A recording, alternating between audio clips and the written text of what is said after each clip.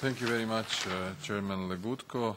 Thank you very much, Anna, for extensive briefing about the election observation delegation of the EP to the Myanmar elections, which were held on the 8th of October.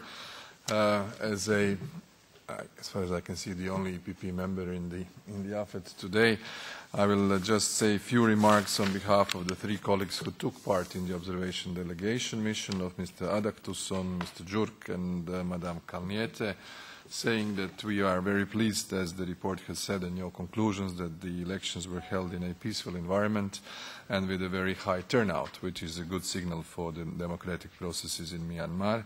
However, the fact that the National League for Democracy won 80% of the directly elected seats but only ended up with less than 60% of the parliamentary seats shows how undemocratic the Myanmar constitution is, and the principle that the army nominates 25% of members of the parliament should end.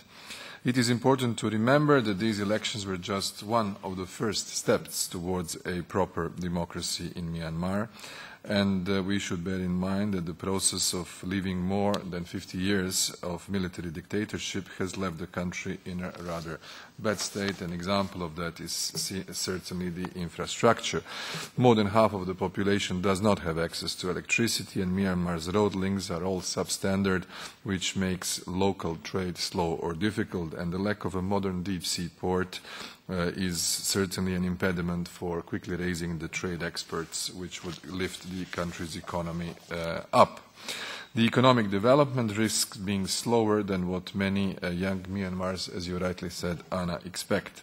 And the final point is that we as the European Union, as the Parliament, should help and assist the newly elected Parliament and the government to go forward, and especially through our democracy support scheme, which we implement very well in other countries. Thank you.